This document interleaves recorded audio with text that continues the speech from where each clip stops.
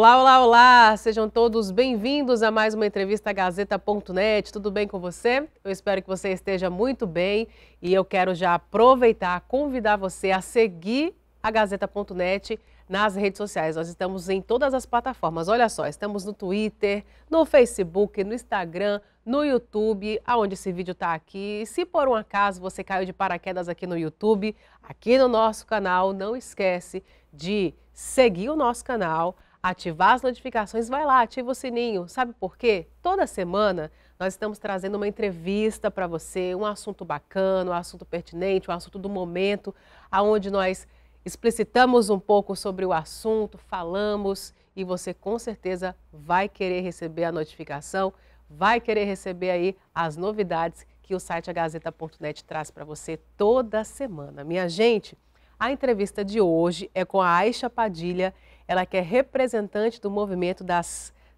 travestis e transgêneros do Acre. Ela já está toda linda aqui, estávamos conversando ainda há pouco nos bastidores. Seja bem-vinda, Aisha. Ai, gratidão, muito obrigada, é um prazer estar aqui. Estamos muito felizes de receber você. E para iniciar a nossa conversa, eu queria conhecer um pouquinho mais sobre você. A Aisha, de lá de trás da sua infância, você é acriana? Onde foi que você nasceu? Como é que foi que você viveu a sua infância? Então, eu sou de Rio Branco mesmo, né? A minha família não é daqui do Acre, é do interior do Paraná. Aí migraram há um bom tempo atrás, né? Aí eu nasci em Rio Branco, eu vivo a minha vida toda lá no Calafate. Conheço Rio Branco, conheço Sena Madureira, tem muita família minha em Sena.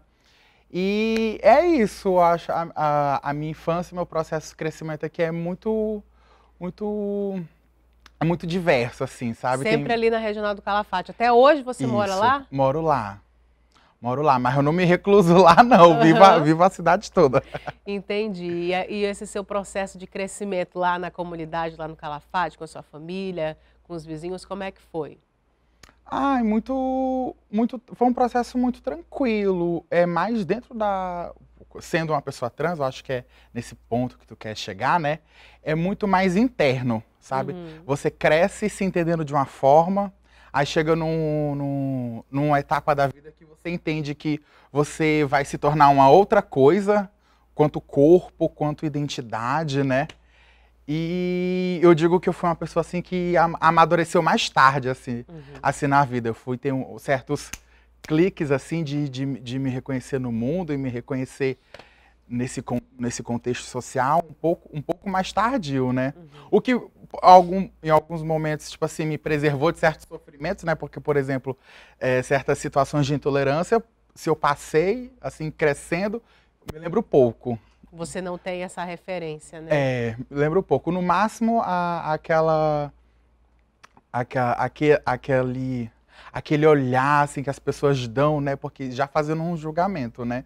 Isso eu até lembro, assim, olhares estranhos, né? Mas também nesse sentido de ter desabrochado um pouco mais tarde, também me atrasou em certos aspectos, né? Mas trouxe mais segurança, mais convicção também, não foi? Sim, foi devagarzinho, mas com consistência. E quando foi que nasceu a Aisha? Como foi esse processo de nascer a Aisha? Ai, foi um parto, Compartilha viu? um pouco pra gente. Foi um parto. É como se eu tivesse parido a mim mesma. Olha! Assim mesmo, né? Porque eu já, ali no final... Foi difícil, doloroso? Foi. Que parto geralmente é assim, né? E demorado, Demorado. né? Demorado. Porque lá na minha infância, né, a gente cresce sem frustrações, né? Aí quando você se frustra, você se retrai. Você se retrai, né? Como uma resposta ao trauma, né? Da frustração. Uma proteção, né? Isso, um mecanismo de defesa. Aí lá no final da adolescência, isso foi virando uma depressão, um adoecimento. Aí a minha mãe, né, buscando me entender, conversou. Antes mesmo de eu querer dizer, a minha mãe me perguntou, se for sobre quem você quer ser, saiba que, né, não tem problema nenhum, a gente tá junto, mas você precisa reagir. Foi muito sobre isso, sabe? Sim. Aí, isso me, sabe, trouxe mais tranquilidade. Mas enfrentar o mundo era uma coisa que eu tinha muito medo, né? Porque as referências eram muito negativas, né? que a gente tinha por conta do preconceito que existe, né? Aí então eu fui indo devagarzinho, falei assim, não, deixa eu só ver aqui se aqui na UFAC é ok eu me expressasse, na rua, na festa é ok eu me expressar. Tinha ambientes onde você se sentia segura em se expressar, em demonstrar quem você era. Sim, sim, mais assim voltado quando estava entre amizades, né? Ou então... Aí você era a pessoa da sua essência mesmo. Isso. Você não tentava se conter nem nada. Ou então era você mesmo. Isso. Ou então dentro de casa mesmo. Dentro de casa mesmo também nunca precisei me esconder, né? Eu só tinha medo, né? O seu ambiente familiar era você e sua mãe? É eu, minha mãe e minha irmã. Sua irmã. Entendi. Então aquela conversa de sentar com a mãe e dizer assim, mãe, a partir de hoje eu sou Aisha. Foi bem tranquila.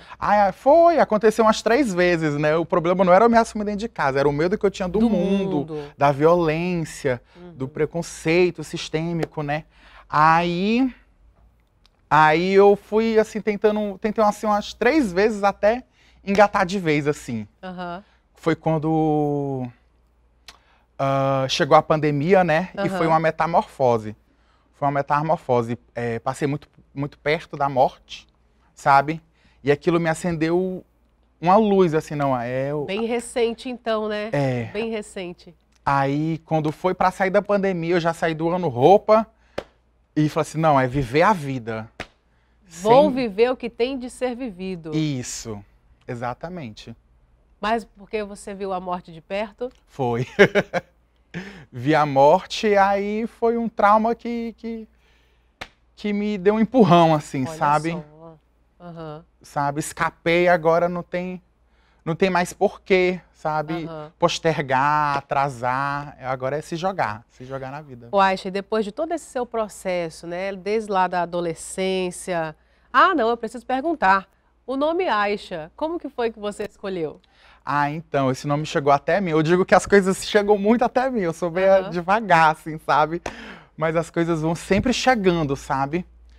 Era escutando música, é uma música chamada Champion, da Nicki Minaj, é um hip hop, assim, bem legal, bem contemporâneo. Aí ela dedicava essa música à trajetória dela, ao sucesso dela, e agradecia pessoas que passaram na vida dela, a várias amigas. Aí a última que ela chamava era Aisha, e aquele nome sempre me despertava atenção, como se falasse comigo. Aí, primeiro eu tive um projeto de expressão artística, né, de experimentação artística, fazendo drag.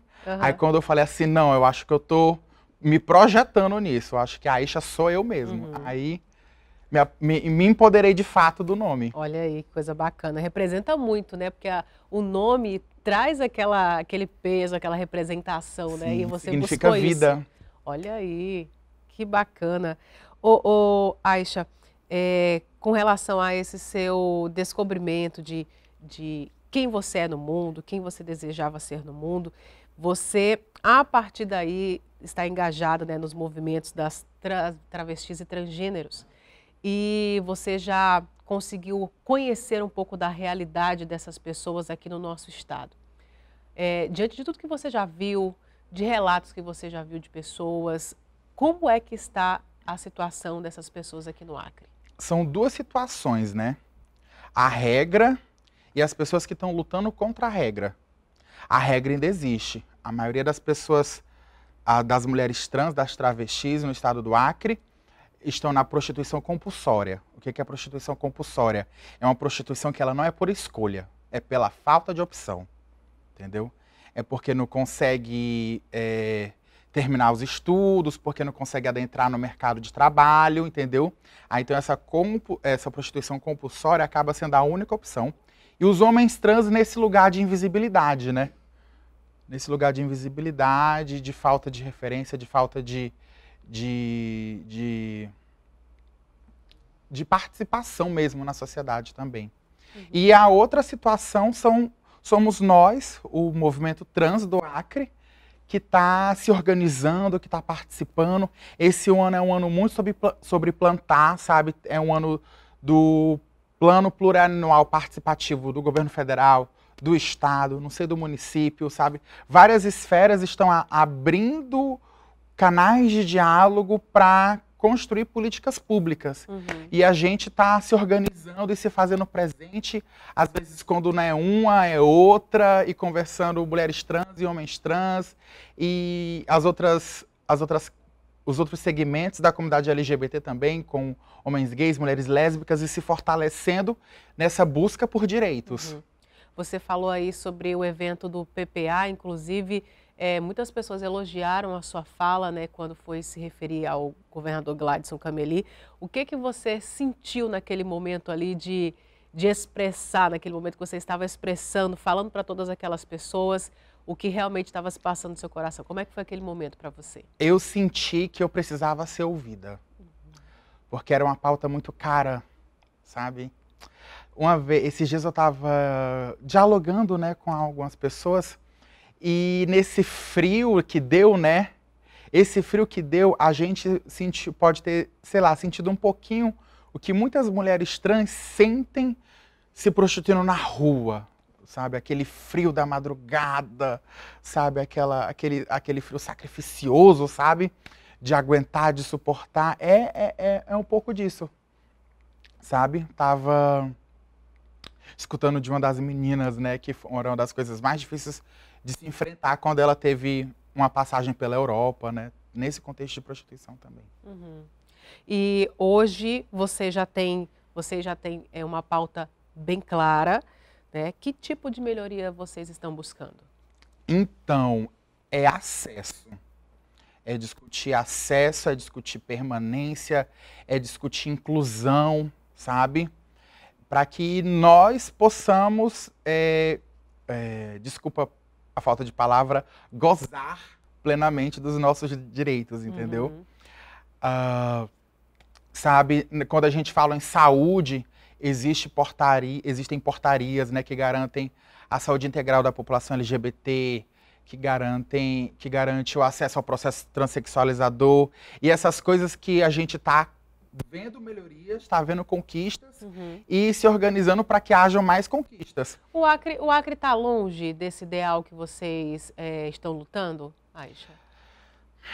Quanto o Acre, a estrutura, né? O Acre, a estrutura está começando... Poder público, né? Sim. Política pública está começando a ver uma luz, assim, sabe? Tocar uns sininhos, a gente está começando a vislumbrar. Porque, na verdade, quando a gente fala sobre esse assunto, nós temos 2 pontos, né? Políticas públicas que garantem o direito dessas pessoas e também a questão cultural, isso, não é isso? Era exatamente isso que eu ia tocar. São 2 pontos que precisam ser trabalhados, né?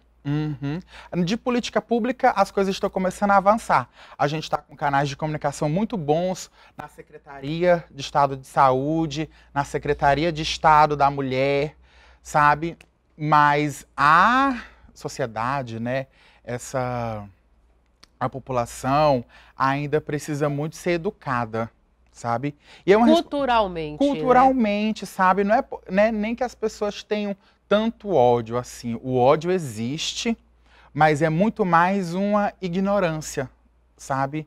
É muito mais a ignorância, um medo. É o fato da pessoa não saber como tratar vocês, é isso? Não conhecer, sabe? Não conhecer. Aí, por não conhecer, cria aquela barreira. O estereótipo que é disseminado acaba se tornando a única referência que tem, entendeu? Tem mulheres trans que estão... mulheres e homens trans que estão estudando, que estão se aperfeiçoando, que estão trabalhando. Muitas pessoas trans estão aí trabalhando em loja de roupa, em salão, né? Muitas vezes sendo tratada de uma forma errônea, mas sorrindo mesmo assim para garantir até muitas que o atendimento seja bom. Recebendo até menos, né, Aisha? Recebendo até menos que uma pessoa, um homem ou uma mulher. Isso mesmo. Aí, mas sabe, lutando para que essa imagem negativa mude, né? Qual é o vislumbre de vocês, o sonho de vocês como movimento? Como movimento, tem um que está para se realizar agora. Eu não posso falar porque não é... Tudo bem.